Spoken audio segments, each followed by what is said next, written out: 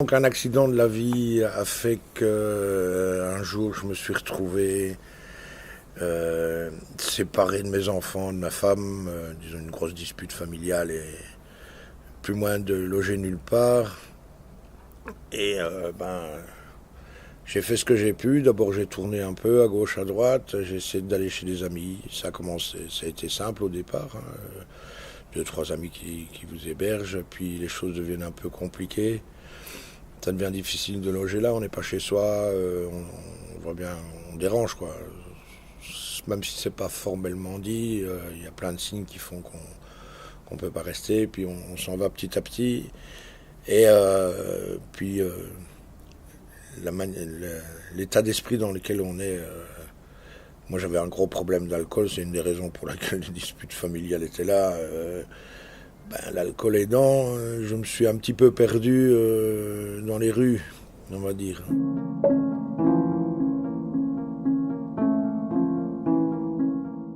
J'ai d'abord fait un abri de nuit, ça c'était infernal quoi.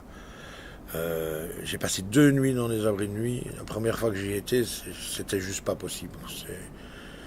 On passe une nuit infernale, on doit faire attention à tout, entre les ronflements, les odeurs. Des trucs un peu bizarres qui se passent dans les lits à côté. Enfin, il y a plein de trucs. C'est vraiment glauque. En plus, c'est glauque. Hein. C'est des pièces où on a une vingtaine par pièce, avec les conditions d'hygiène qui sont peut-être dans la maison d'accueil, enfin dans l'abri de nuit en lui-même, c'est propre, c'est lavé tous les jours, mais le fait qu'il y ait cette quantité de personnes qui trimballent toutes leurs odeurs et tout le reste, c'est vraiment pas facile à dormir. C'est vraiment. Moi, quand quelqu'un me dit, mais allez dormir à l'abri de nuit, je dis, allez-y, vous d'abord, on verra bien. Après, si vous allez conseiller quelqu'un d'autre, d'y aller. Moi, quand j'ai du mal à envoyer quelqu'un vers l'abri de nuit, c'est pas mieux que la rue. C'est franchement pas mieux que la rue. Si c'est qu'il y a un toit et qu'il fait pas moins froid. Mais bon, sécuritairement, c'est pas mieux.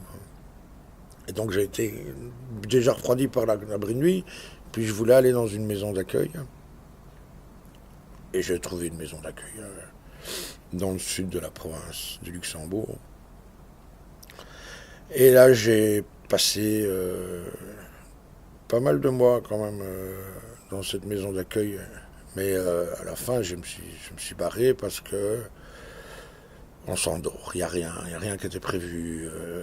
On devait attendre quoi, on ne sait pas ce qu'on attend. Tourne en rond. C'était en plus dans un bled paumé, il fallait attendre chaque fois une navette pour pouvoir bouger, être à l'heure à la navette pour pouvoir rentrer. Euh...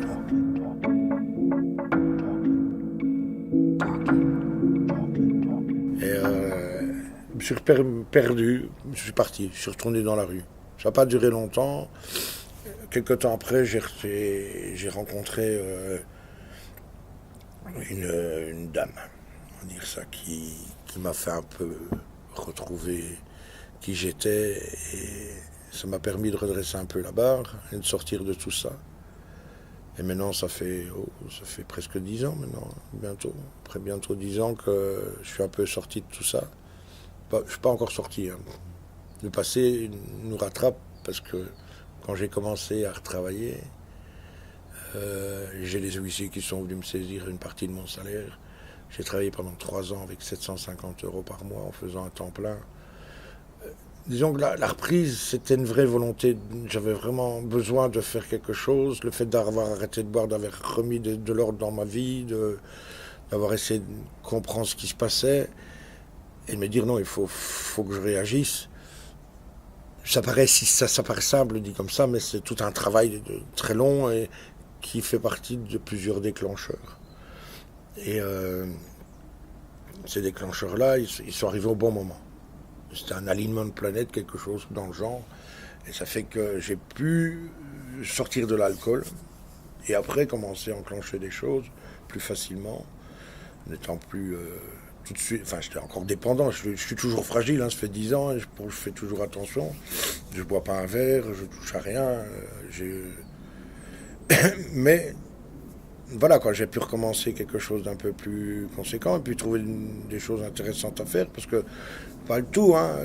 Parce qu'avant d'être à la rue avec ma bonne femme, moi j'ai fait plein de trucs des petits boulots, j'ai jamais trouvé ma place, j'ai jamais été dans cette société, je savais pas où je devais me placer, quoi. Vraiment, j'avais vraiment aucune idée.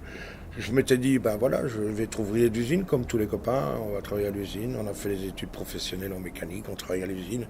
Moi, j'en avais rien à faire de mécanique, je les ai fait parce que j'avais pas d'autre envie, rien d'autre, pas d'autres perspectives. Chez moi, on parlait pas de l'université, quoi. Ça n'existait pas, ça. C'est pour les riches, pour les gens qui ont le pognon. Et puis, j'ai jamais trouvé de sens à ce que je faisais, quoi. J'ai bossé à l'usine, j'ai bossé dans des entreprises de construction, j'ai fait plein de petits tafs et à chaque fois, je craquais après quelques mois parce que je supportais pas, ou bien des chefs à la con qui donnent des ordres qui n'ont pas de sens, ou des boulots qui n'ont qu'un sens, s'emballer des essuie-glaces toute la nuit. Je vois pas ce qui est intéressant à faire là-dedans. Et donc je trouvais aucun sens à tout ça. Et je pense que ça a fait aussi que j'étais en malaise permanent, quoi, parce que je me réfugiais dans l'alcool, c'était plus simple. Tu t'endors, puis c'est bon, c'est passé. Et c'est pas festif, hein, c'est vraiment pour s'enfermer, c'est de trouver une autre vision des choses, quoi. Et c'est seulement maintenant que j'ai compris on pouvait, c'est à moi de donner du sens à ce que je fais, et pas essayer d'attendre de trouver quelque chose qui a du sens et que ça me tombe comme ça de. Et voilà, maintenant je m'en sors pas trop mal.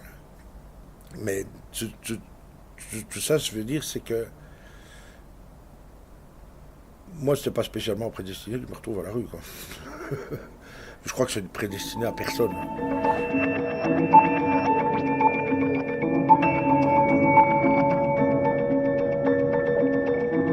Ce que je vois maintenant, parce que je travaille avec les sans-abri beaucoup, par affinité, ce que je vois beaucoup, c'est des gens qui comprennent plus, ils ont un peu comme moi j'étais avant, hein, qui comprennent plus le sens des choses, qui trouvent que tout ce qui se passe n'a pas de sens. Pousser les gens à faire des boulots qu'ils n'ont pas envie, c'est ça ou plus rien. Généralement, il y en a qui choisissent plus rien, et quand il n'y a plus rien, il faut bien trouver des solutions. Et ça pose d'autres problèmes. Donc, est-ce que c'est cette société qui perd du sens? Je pense beaucoup, quoi. Les sans-abri qu'il y a maintenant ne sont pas spécialement volontaires d'être à la rue, mais sont perdus dans l'autre système. Donc, ils ne s'y retrouvent pas. Et ils ne s'y retrouvent pas mieux à la rue. Hein. C'est qu'une fois que tu as mis le pied, c'est comme un engrenage, une fois qu'on a mis le doigt dedans, ça va très vite. Très très vite. Ça va très vite. C'est incroyable. C'est une glissade. Je pense qu'en 6 mois, tout peut se casser la figure. Et 6 mois, c'est court sur une vie. Hein. Et la remontée, j'étais 10 ans pour remonter. Là, je suis encore. Oui, ça va, je commence à m'en sortir, à voir un peu plus clair, mais encore, je suis obligé d'user d'artifice. On a monté un plan de colocation avec des amis parce qu'on ne saurait pas payer un loyer complet avec les salaires qu'on a. Il y en a un de nous qui était sans abri, qui a décidé de venir habiter avec nous maintenant. Il a fait 13 ans de rue. Il ne peut pas aménager comme ça une maison. Il m'a dit c'est impossible tout seul. Je ne saurais pas. Avec vous, je veux bien. Et même avec nous, il est difficile. C'est compliqué de revenir à la vie. Revenir à la vie, c'est quelque chose d'apaisant, de paisible. Dans une vie paisible.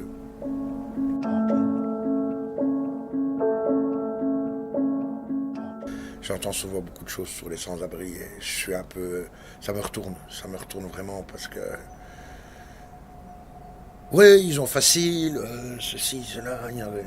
Eh ben vas-y, fais-le. On verra après si c'est si simple.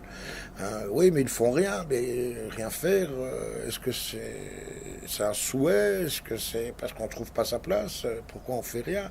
Et puis, on n'a pas le temps de faire quoi que ce soit, on doit s'occuper de sa journée, c'est de trouver les quelques euros qui vont permettre, ben oui, de se payer une bière, évidemment, parce que c'est plus simple.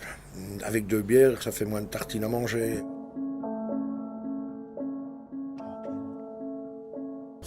C'est pas des propos, moi c'est plus l'indifférence qui me touchait quand j'étais, surtout à la rue. C'est l'indifférence des gens,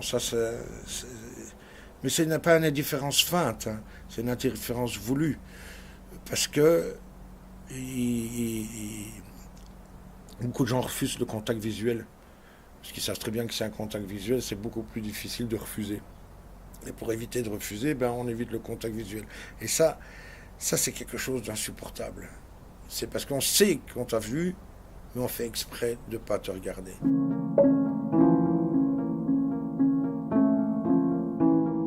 Qui est le plus violent? Est-ce que la violence silencieuse d'un acte politique en disant il faut nettoyer les rues, ici j'ai entendu sur Liège, c'était la tornade blanche, il faut enlever tous les déchets sauvages et les sans-abri. C'est violent, je trouve, c'est super violent.